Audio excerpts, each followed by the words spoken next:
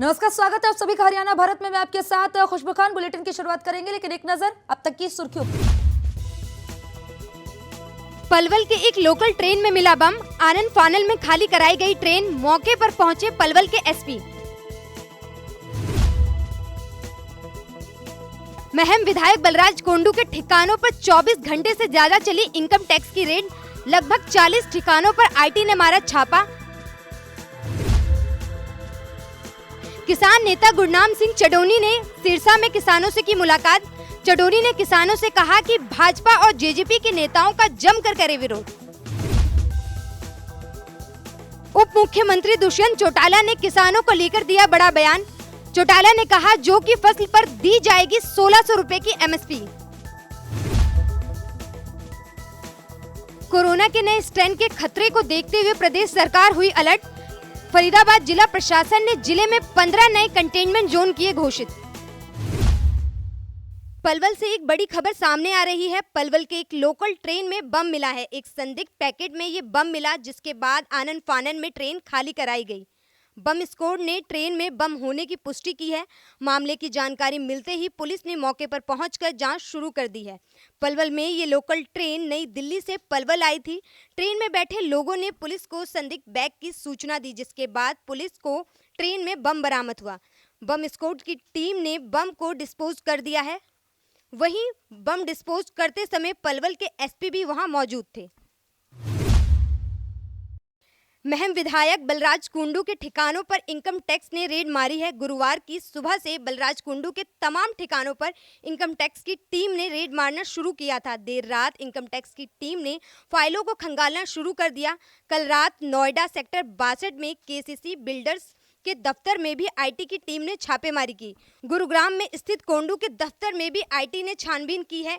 कोंडू के लगभग 40 ठिकानों पर आईटी ने छापा मारा है। विधायक के रिश्तेदारों के घर पर भी इनकम टैक्स ने रेड मारी है। आपको बता दें कि बलराज कोंडू लगातार प्रदेश सरकार के खिलाफ आवाज उठा रहे थे। वो किसान आंदोलन को लेकर भी लगातार सरकार पर हमला बोल रहे थे। ऐसे में कोंडू अभी तक मीडिया के सामने नहीं आए हैं और ना ही इस रेड को लेकर उन्होंने कोई प्रतिक्रिया दी है। लगभग 24 घंटे की छापेमारी के बाद आईटी की टीम वापस लौट गई। किसान नेता गुरनाम सिंह चडोनी ने सिरसा में किसानों से मुलाकात की। इस दौरान चडोनी ने किसानों से कहा कि भाजपा और जेजेपी के नेता जहां भी जाए उनका जमकर विरोध किया जाए। हालांकि उन्होंने साफ कहा कि विरोध शांतिपूर्ण तरीके से किया जाए। चडोनी ने कहा फिलहाल हरियाणा पंजाब में महापंचायत पर ब्रेक लगाया जा रहा है। उन्होंने किसानों से अपील की कि कोई अपने खेतों की फसलों को नष्ट ना करे, इससे हमारा ही नुकसान होगा। किसान नेता ने व्यापारियों के भारत बंद को समर्थन देने की बात भी कही। उन्होंने कहा इस समय सबसे ज्यादा छोटे व्यापारियों को नुकसान हो रहा है, इसलिए हम सबको उनका साथ देना है। किसान आंदोलन का आज 93वां दिन है। किसान लगातार अपनी मांगों को लेकर दिल्ली की सीमाओं पर डटे हुए हैं। ऐसे में प्रदेश के उप मुख्यमंत्री दुष्यंत चौटाला ने किसानों को लेकर बड़ा बयान दिया है। चौटाला ने कहा कि सरकार किसानों के साथ है। कैथल में प्रेस से बातचीत करते समय उन्होंने कहा प्रदेश में 2 नहीं 6 फसलों पर एमएसपी दी जाएगी। इसके साथ ही जौ की फसलों पर 1600 रुपए एमएसपी दी जाएगी, जो कि भारत के इतिहास में पहली बार होगा। डिप्टी सीएम ने किसानों से अपील की कि वो मेरी फसल मेरा ब्यौरा के पोर्टल पर अपनी फसल को रजिस्टर कराएं। उन्होंने कहा इससे किसानों को उनके फसल का पैसा 48 घंटे में मिल जाएगा। उन्होंने कहा कि धरने पर बैठे किसानों का दर्द सरकार अच्छे से महसूस कर रही है। आने वाले वक्त में पता चलेगा कि हम और हमारी सरकार किसानों के लिए कितने संवेदनशील हैं, जब हमारे किसानों की आय दुगनी होगी। देश में लगातार कोरोना की दरें बढ़ती जा रही हैं। ऐसे में देश में कोरोना के दूसरे स्ट्रेन का खतरा भी मंडराने लगा है। कोरोना के खतरे को देखते हुए स्वास्थ्य विभाग ने भी लोगों से सावधानी बरतने की अपील की है।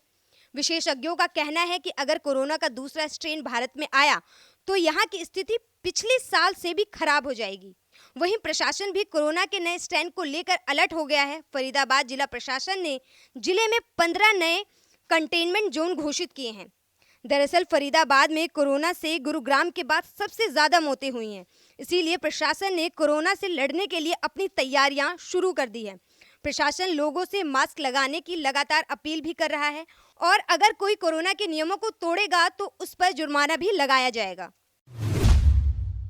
देश में बढ़ रही महंगाई, पेट्रोल डीजल के बढ़ते दामों और जीएसटी के खिलाफ आज देश भर में व्यापारियों ने भारत बंद का आह्वान किया है। Confederation of all India traders की ओर से ये बंद बुलाया गया है। इस भारत बंद को अब all India transport welfare association का भी समर्थन मिल गया है। साथ ही कुछ अन्य संगठनों ने भी व्यापारियों को इस भारत बंद का समर्थन किया है। देश के कई व्यापारी संगठन ट्रांसपोर्ट्स ने इस बंद का ऐलान किया है। इस दौरान बाजारों, ट्रांसपोर्टों को बंद रखा गया। ये बंद शुक्रवार सुबह 6 बजे से रात 8 बजे तक का है। इस बंद में 8 करोड़ छोटे व्यापारी, करीब 1 करोड़ ट्रांसपोर्ट और लघु उद्योग और महिला उद्योग भी शामिल हुए हैं। उत्तर प्रदेश के बाद अब हरियाणा की खट्टर सरकार भी लव जिहाद के खिलाफ विधेयक ला रही है। बजट सत्र में लव जिहाद से जुड़ा विधेयक लाया जा सकता है। विधेयक का ड्राफ्ट भी तैयार कर लिया गया है। अब इसे अध्ययन के लिए उच्च स्तरीय कमेटी में रखा जाएगा। कानून के जानकारों से राय मशवरा के बाद स्वीकृति के लिए इस ड्राफ्ट को प्रदेश के गृह मंत्री अनिल विज और मुख्यमंत्री मनोहर लाल खट्टर के समक्ष पेश किया जाएगा। गृह मंत्री बजट सत्र में सदन में इस विधेयक को पेश करेंगे। आपको बता दें कि फरीदाबाद में हुए बहुचर्चित निकिता हत्याकांड के बाद प्रदेश सरकार ने इस कानून को बनाने का ऐलान किया था।